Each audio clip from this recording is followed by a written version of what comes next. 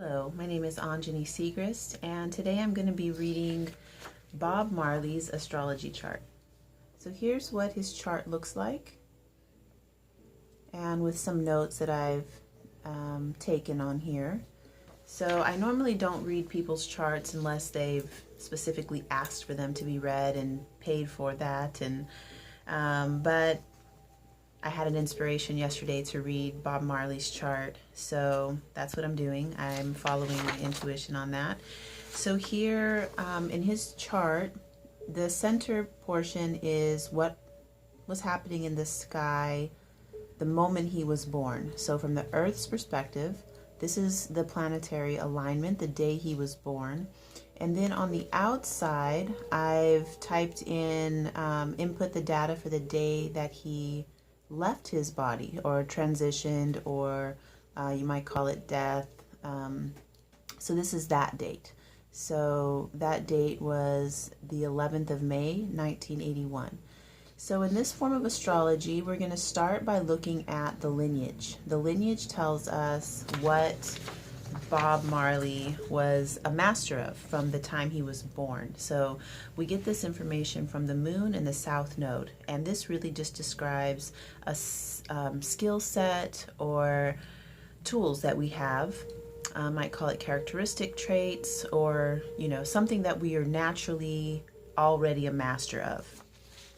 So he's got the moon in Scorpio, and the south node is in the second house. So we would call this Taurus job in the Scorpio tribe. The Scorpio tribe is the moon, and these people born with a Scorpio moon are usually very deep, intense, emotionally highly sensitive to the emotional realms. So as a small child, this would be a person who was probably just really intense. They're really running life force energy. So from a young age, this guy most likely was alive, like really running life force energy through his body and just vibrating. The Taurus job in this tribe is so within that, you just imagine the Scorpio tribe is the shamans, the mystics, the people who are in charge of really cultivating life force. You might call it chi, you might call it prana, cultivating and directing that energy toward whatever it is that they're doing. Within what we're looking with Bob Marley, the Taurus job, that was the specialty for him, would have been the one who was really adept at receiving. So Taurus is a healthy receiver.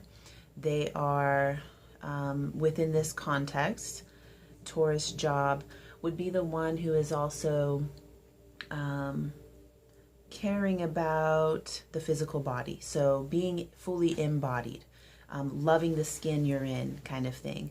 So this combination, actually, a lot of times we will call it like a tantrika, like a tantra master, somebody who is running life force energy and very physically embodied and loves to receive pleasure, not just physical pleasure, but definitely physical pleasure, but also gratifying the senses. So eating nice things, wearing things that feel good. Smell good, they're clean meaning, they're taking good care of their body, they're running life force energy. So that's the lineage for Bob Marley. Then the next thing we do is look at the new school. So what did he intend to do in his lifetime? This is what you are learning about. The new school tells us what you're learning about. So we look at the rising sign. So what is the ascendant, and where is the north node? North node, 8th house, rising sign Sagittarius. We would call this the Scorpio job in the Sagittarius tribe. So Sagittarius tribe, Bob Marley was signed up to learn about how to evolve consciousness. Sagittarius tribe as a whole, these are the guys who realize that as my teacher Kaylin says, to make a green forest, you need a green tree. So Sagittarius tribe is concerned mostly with being that green tree. They want to evolve themselves so that they can, evolve all of consciousness. These people aren't really concerned about the self. They're more concerned about collectively. So these would be the ones who were, had a quest, undying quest, and a vision for what they wanted. So he's learning about something, and keeps going. The Sagittarius, as a rising, this is like, so some of the mistakes. Let's talk about some of the mistakes that somebody could make in a Sagittarius, the Sagittarius tribe as a rising sign. So burning out, going too fast, doing too many things at once, having a really high perspective and vision for what they want to learn about, and changing their mind a lot. Sagittarius will change their mind a lot because it's like they had their vision on doing one thing. On their way there, they, saw this other thing. So I'm thinking about, if he's gone to study, or he's gone to, well, let's talk about the music. He's gone to work on this one kind of music, and then he's playing the music and learns about this other thing. So he'll go off into that other tangent, work on that, learn all these things, and then like discover something else and go off over there, learn everything about that. And it's a continual thing. I don't personally see this as a challenge. I mean, when we talk about the mistakes of the tribe, because to me, that's sort of what makes Sagittarius awesome, is that they are continually expanding, evolving, and as they're going through their journey of expanding and evolving, they're also expanding consciousness as a whole, with everything that they touch. That's the Sagittarius tribe. Their whole mission is to enlighten, lively up, and through doing it with their self, they are doing it on the collective. The Scorpio job in this tribe would be the one within that tribe who is, again, running full life force energy. So when I read charts, I recently read a chart for Prince, and that was emotional for me because it was on the day that I learned that he had transitioned. But what happens is that as I'm reading these, I'm able to understand why I felt the way I felt growing up, listening to them perform, watching them, dreaming about them. Like, these certain people are a part of my experience. And so when I read their chart, I'm able to understand more about myself and why I felt the way I felt.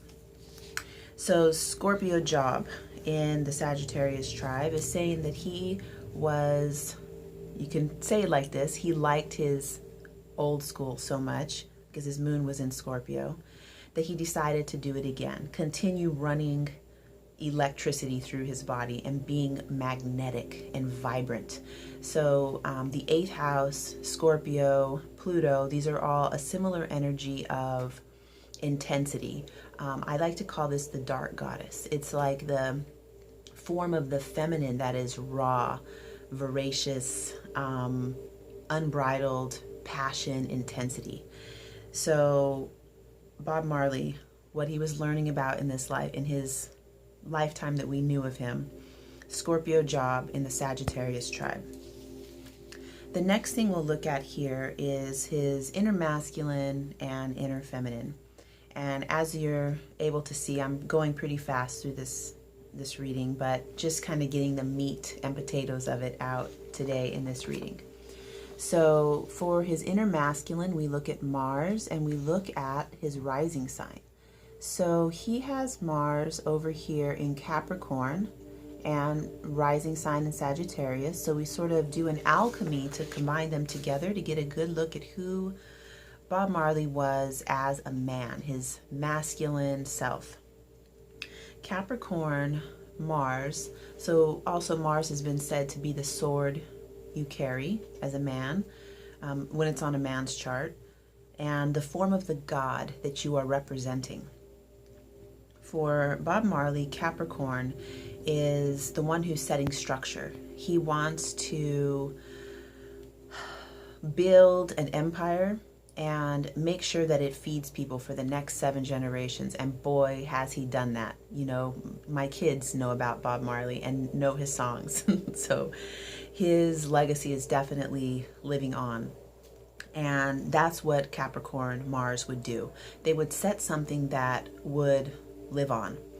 Then you combine that with Sagittarius, and this really shows us the form of the masculine that Bob was, in that caring about the quest for evolution, expanding consciousness, and doing it in a way that would set a structure for us and continue to feed the next 7 generations. So that's his inner masculine. The feminine, and sometimes when we're looking at a man's chart, we could say that this is the form of the goddess that he most wished to connect with. But ultimately, this is him, his inner feminine. So he's got his Venus in Aries, and his descendant is over here in Gemini.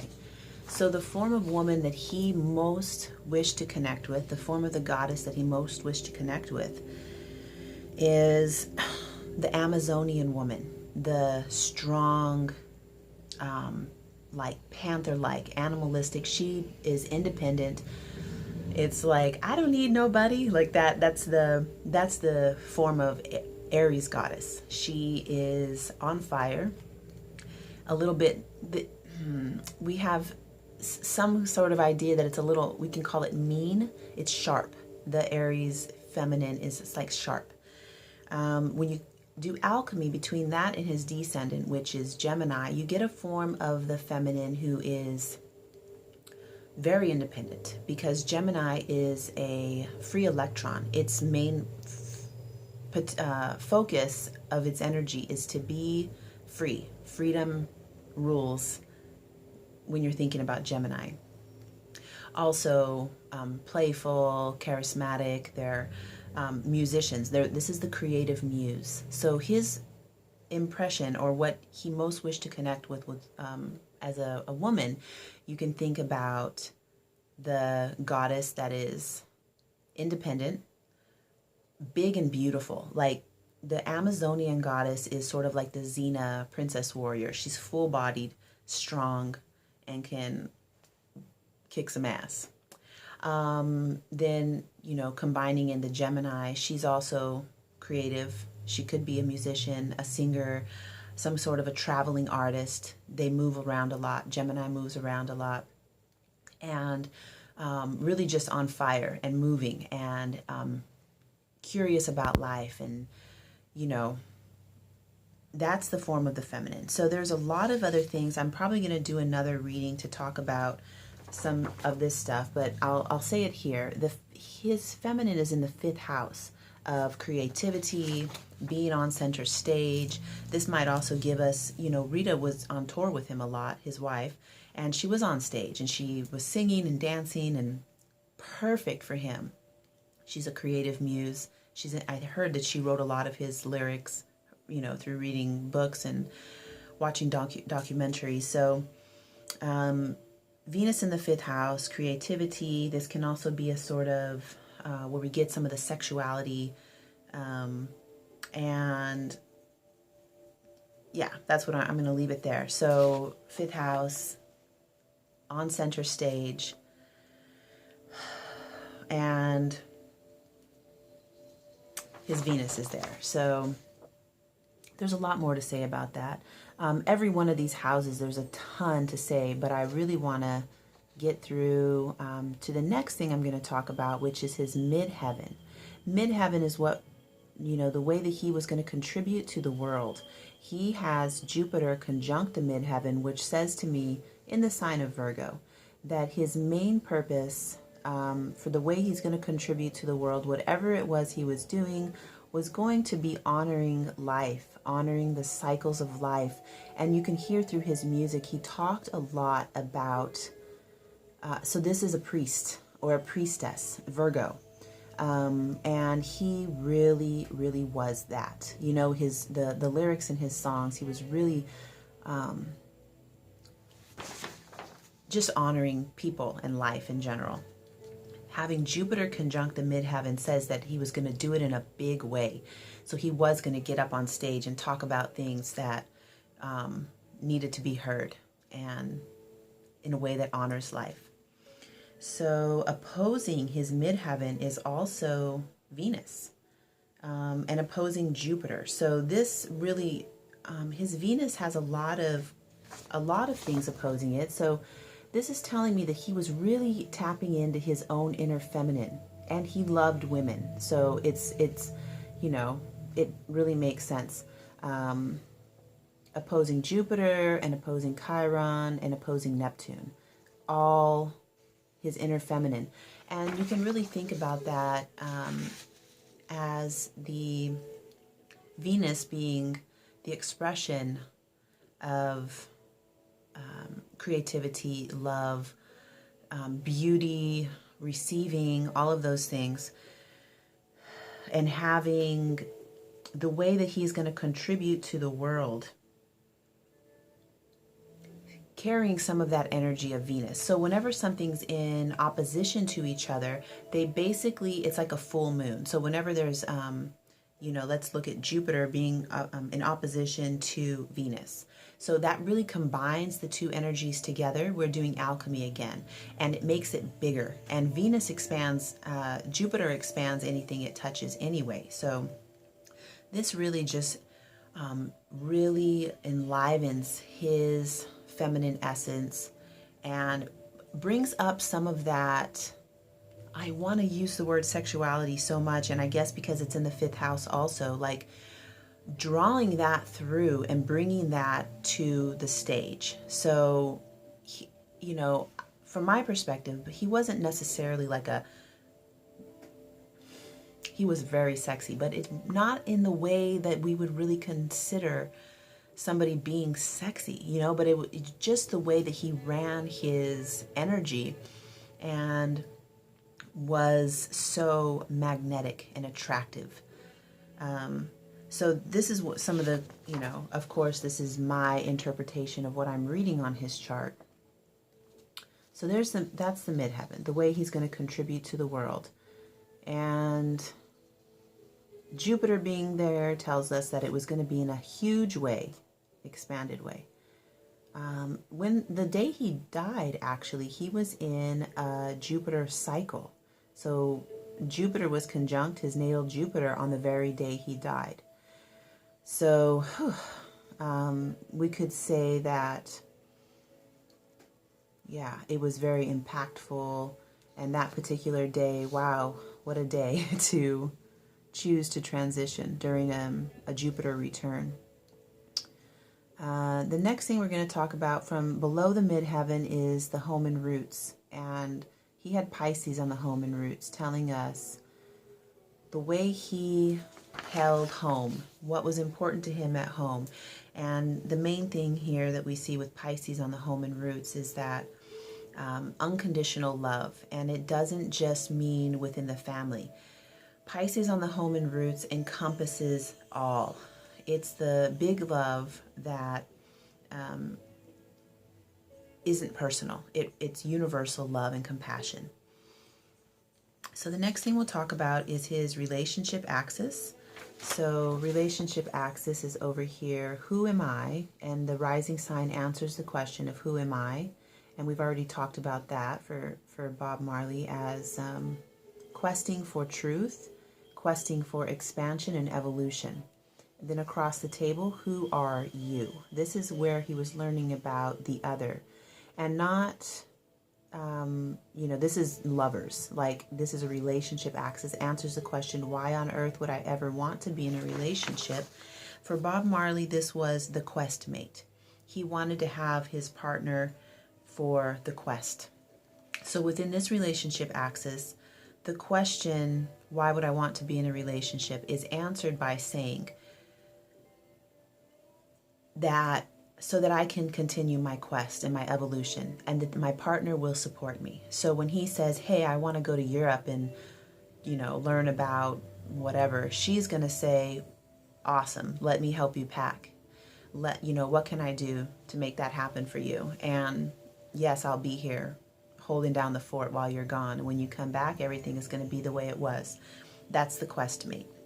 So I feel like within that relationship that we saw between him and Rita, she really did that. She was 100% committed to that. Also, the 7th house is the house of relationships, and I found it really interesting. He's got Uranus in the 7th house, which I also have this same configuration, and he has Juno in the 7th house. So it's really interesting. My experience from my own life with Uranus in the 7th house is always like within a relationship, an intimate partnership with the beloved. The most important thing is that this person feels free. They don't want to feel tied down. They can't be tied down. Actually, it's just, it doesn't work.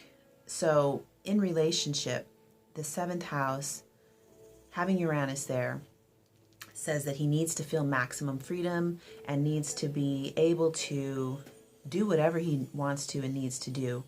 And especially with this relationship axis of Sagittarius, Gemini, whatever he needs to do to expand consciousness, learn as much as he can, experience as much as he can. But Juno's in the 7th house. Juno is known as the marriage. This is where we can see if couples are going to stay together.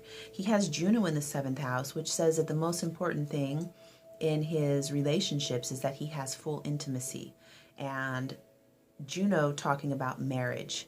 So this is an interesting dichotomy because in one hand, wanting to have full freedom to be as creative and crazy and obscure and innovative and all the things that Uranus stands for. Also having a marriage, also having a committed partner. So I think we can see that too in some of the history of, reading about Bob Marley. That main relationship with Rita was the most important thing. Like that was his committed relationship. But within that, he also had freedom to have a love affair, meet up with this person. There's all the stories about Bob and the women. And I don't really feel that he was a womanizer. I feel that it was part of his self-expression and part of his creativity and the way that he connected to himself through the other and through women and sexuality and all that, but not to say that he was a womanizer. There's a difference. There's definitely a difference from my perspective. So that's the 4 corners, and I went really fast. So I'm going to go ahead and end here. I'm going to do video 2, which will be posted shortly, where I will refine and also talk about his grand trine, which it's very rare to have a trine. This talks about a gift, a special gift that a person has, and I'll talk about that, and I'll also go over some more of these oppositions, trines, and some of the squares, some of the things that are square on his chart. So be looking forward to that, and thank you so much for watching this video. Please make any notes, any comments that you want to say, subscribe to my channel. I look forward to connecting with you. Thank you so much.